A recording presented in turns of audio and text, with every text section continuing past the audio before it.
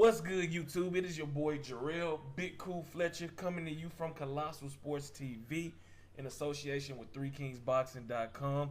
Be sure to check out 3kingsboxing.com for your latest and greatest boxing news and information. Today I'm here with a special guest, none other than Philadelphia's own Tyrone Young Gun Brunson. How you doing today, champ? How you doing? How you doing? Hey, I'm doing good, man. First off, man, I want to start by saying, I know you on the Contender series, and I know you can't reveal too much, but how has that been? Being on there, has it brought back any amateur feel? Because I know y'all professionals, but being in a house, I'm assuming together, y'all get the bond and actually getting ready to fight each other. Does it bring back memories from your amateur days?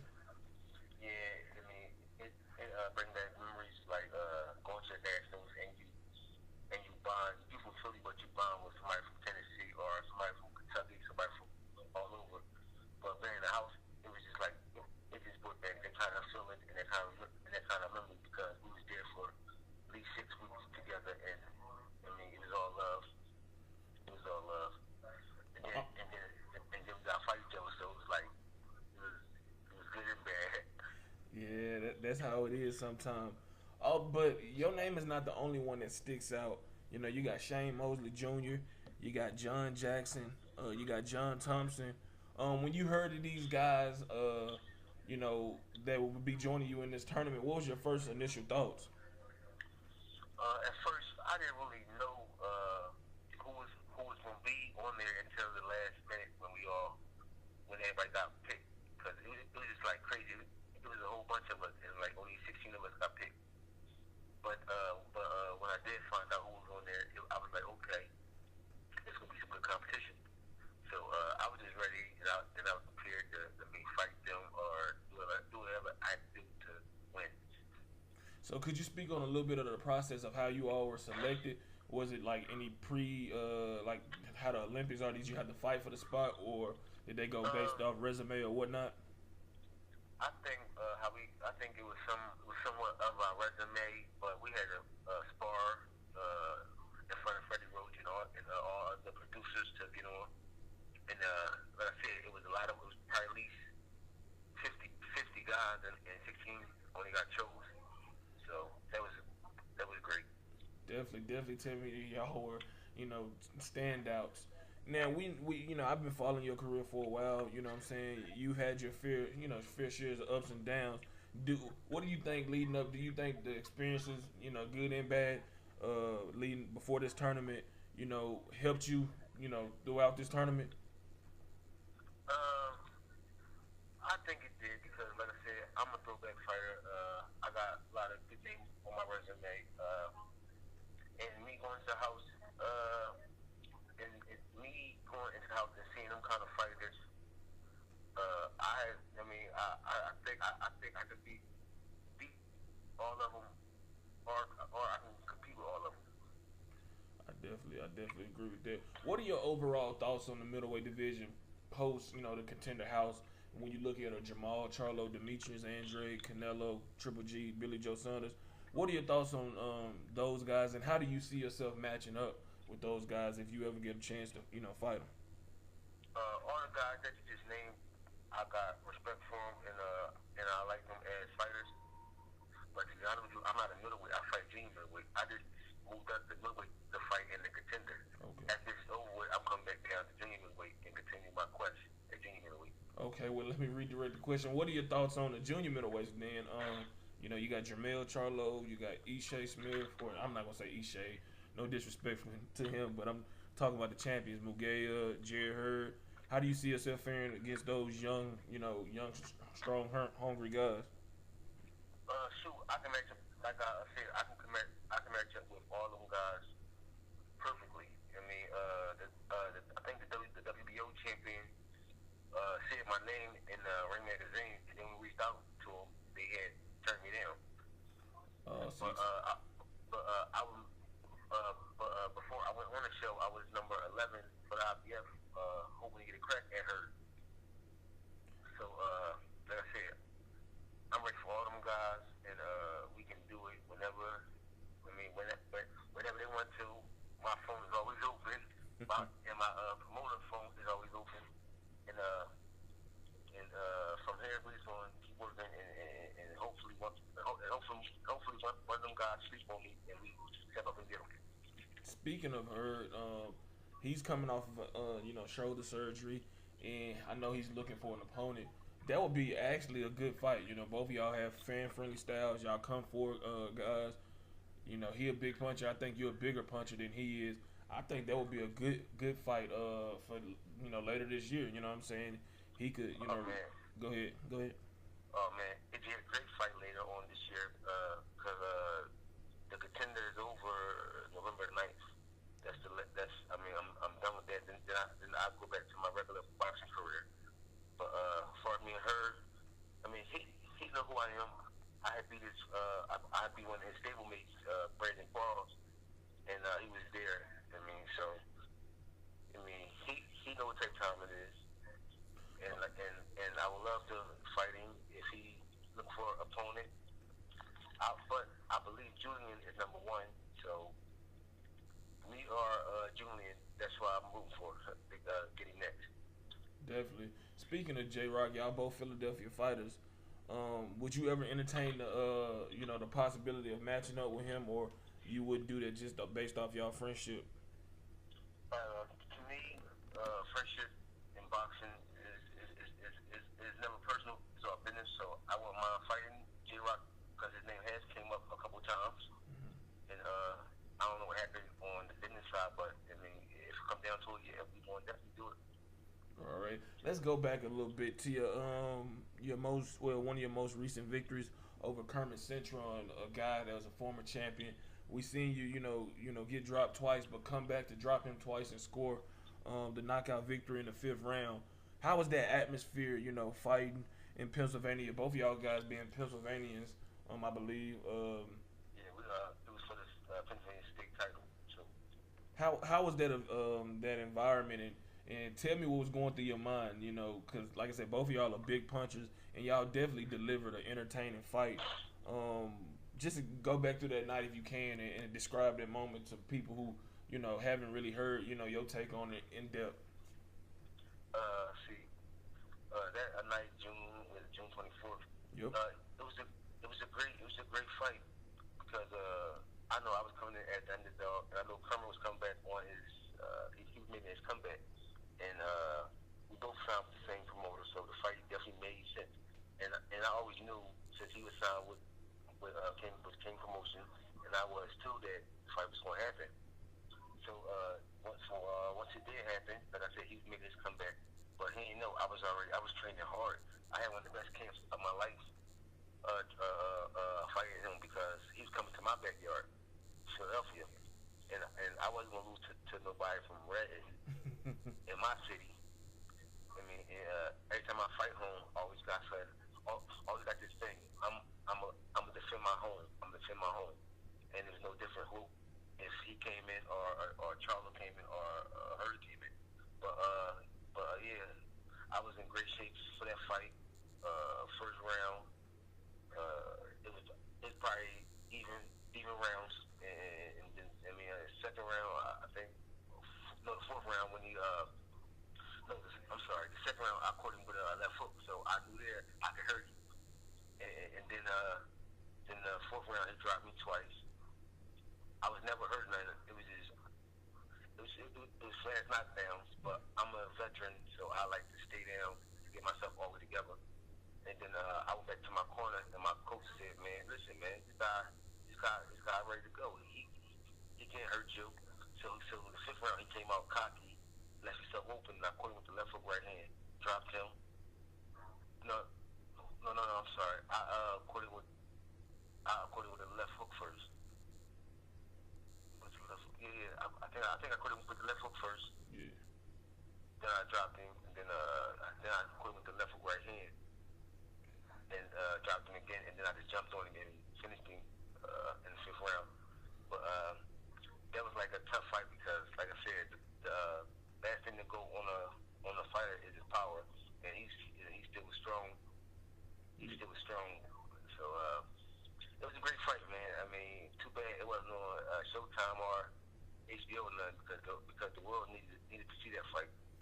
Definitely, that definitely could have been one of the, however they could have fit it on, one of these undercards or whatever. But you mentioned HBO. I know you probably, I don't know if you just now getting out of the gym or if you pay attention to the news, outside of what you're doing. But HBO announced that they, after this year, they no longer be covering the boxing. Is this a sad moment for you, in terms of growing up, the nostalgia of watching, boxing on HBO? It's great, yeah. I mean, it's like I said, it's bittersweet because we all did grow up watching HBO Fight Night, but turn around now, we got Showtime, we got PBC, we got ESPN too. Like, we're not missing nothing because to me, all the best fighters and the good fighters are on PBC and Showtime now. HBO was starting to get boring anyway, but you can't take away the history of all the great fighters that they have put on. So, like I said, it's bittersweet. Yeah, but then let's talk about another guy you have on your resume. He's a naturally bigger guy than you. Caleb Plant. You fought him and lost a unanimous decision.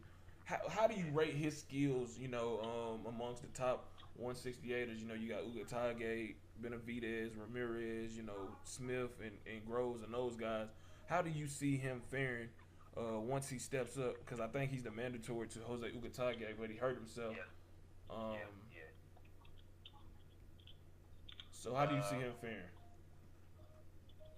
I see Caleb up there competing with any of them guys because he definitely have all the tools. He's a dedicated fighter, and he really can fight. See, when I had fought him, I fought him at I think 62, 63. I fought him because nobody ain't want to fight him. I was already in camp, and I'm a junior middleweight. I was waiting at like 150, so I ate back up to like 60. To like 63, took the fight and give him the best fight to date. And I mean, it was a great fight. He's a great kid, and I do see him competing with all the champions right now. But I'm not gonna hold. I'm not gonna sugarcoat nothing. They better leave that boy. But if he does alone, they better leave him alone. Yeah, he young. He only 20 years old. He can punch. He fast. He been in a little trouble lately, with the situation. Yeah. But if he can, put that under him, man, he definitely is the guy that a lot of people are touting as the next great super middleweight. I mean, I've been seeing Caleb and my friend Jesse Hart going back and forth. So I mean that'd be a good fight too. Yeah, that definitely would. I mean, I think I'm hearing that Gilberto Ramirez and Jesse Hart gonna get it on. I think later on in December in a rematch, and that first fight was, if it wasn't for that knockdown, you could argue that Jesse, would have won that fight, but he got up off the canvas and showed a lot of resiliency and heart. That Philadelphia grit and determination, and came back and made a great fight of it. So hopefully, Ramirez wins his fight, or hopefully he wins. They fight again this year. Right. Yes, man. Like I said, that was a great fight, and like you said, if Jesse wouldn't have got that knockdown, he would have definitely won the fight, or it could have been when they could have called the draw. Definitely. The fight was that close, but we always root for Jesse, so hopefully they get the fight again, and this time Jesse don't leave it in the judge's hand. Yep, definitely, because we done seen these judges, turn in some scorecards that'll make you scratch your head, and it's kind of horrible for y'all fighters, man, because y'all put it all on the line, and when it's clear, victory for whoever it may be, and to, make it a wrong decision, that's like, it takes a lot of, life out of y'all, because y'all already putting y'all life on the line and body through, a lot, so hopefully, man, we can get a better judging system. I got a few more questions. I'm gonna take it way back, because we all hear that fighters, love to get the revenge on a guy. Of course, any guy that beat you, you want to get revenge on. But the first guy to give you your, Carson Jones. Yeah, I was just about to ask. Was they ever talk about a rematch? We never really talked about a rematch, but if Carson up for it, and the money right, we definitely can do it again. Definitely. We definitely do it again. I think when I fought Carson, people don't know I don't make no excuses about no fight that I fought. I won, win or lose, but I mean I was sick. I had the flu and I was getting paid great, so I mean so I ain't gonna train another fight. But yeah, I was a little sick in that fight, and I still took it. And like I said, if Carson up for it, his team contact my team, and we do it again. And I'm not gonna lie, man. I'm 27, so I started watching boxing around the Contender. Honestly, I got hooked on it watching the marathon, and I remember watching that fight, you know, because it was a lot of buzz around your name, and I've been seeing you fight previously, and I was just expecting you not kind of to, walk through them, and I was just stunned that you know, not to harp on the bad things, you know what I'm saying, but but I was just, I was shocked that the upset happened, but this is boxing, and upsets happen all the time. Like you said, you upset Kermit Cintron, so it happens. Oh yeah, I mean, you can never, I mean, you can never know what's gonna happen in this game. I'm gonna give you a prime example about the tournament. Like you think the guy that you think going to win or opposed to win in that tournament, in this Contender tournament, I mean, those are the guys you gonna look like, damn. I thought you gonna be, damn. He supposed to, you know what I'm saying? But no, then you see who really won it, you gonna be like, God damn, that's crazy. I never would have thought he would win it. Or you know what I'm saying? Or he'd beat him. It's crazy because boxing is crazy like that, man. Yeah, well, I definitely can't wait to see it. I got a few more questions. Before I let you get out of here, man, name your top 5 all-time favorite Philadelphia fighters. Not the best, because I don't want to put you in that bind and, have to answer to your boys, get off this interview. But who are your top 5 all-time favorite Philadelphia fighters? My top 5, well, my first one is definitely Meldrick Teller. Oh yeah, legend up there. I love Meldrick. Yeah, Meldrick. I had to go Smoke next, Frazier. Oh yeah. Cyclone Hart. Oh yeah. Yeah. My Jesse Ferguson, that's my brother. And who else I pick? And I probably pick. We got so many greats here, man. Y'all do. We got so many greats. I'd probably say Charlie Brown, because he was the first IBF lightweight champion when they first made the belt. Yeah. And he's from my gym. See, it's so many legends, man, that get overlooked. So we got a lot here, man. Definitely, y'all got a rich tradition, man. You got Danny Garcia, he still got you, J-Rock, Hart. There's a lot of, there's a lot of talent out there. And hopefully, man, you get you a title opportunity down the line, man. I really enjoyed this interview, man. You're a cool guy. You know what I'm saying? And I look forward to chopping it up with you again. And I wish you the best moving forward in your career. And look forward to you fighting on the Contender. Thank you, man. I definitely appreciate you and your time, too, man. No problem. My number, man. You call me anytime you want, man. No problem. Hey, before you get out of here, go ahead and shout out where they can reach you at on all your social media platforms. Got you. All the fans, y'all can reach me at Ty Brunson on Facebook or Ty Brunson or Tyrone Brunson Sr. on Facebook. I got 2 pages. Instagram you can reach me at Ty_TNT_215. There it is, y'all, man. Make sure y'all check out the Contender for my man Ty Brunson, who is a contestant on there, and see how everything shakes out, man. You enjoy the rest of your evening, and I definitely will be in touch. Thank you, man. All right. There y'all have it, man. Make sure y'all hit that like button, hit that subscribe button if you enjoy this content. Drop your comments in the comment section down below. And be sure to check out 3kingsboxing.com daily for your latest and greatest updated, unfiltered, and unbiased boxing news and information reported the way it should be. Until next time, I am out. Peace.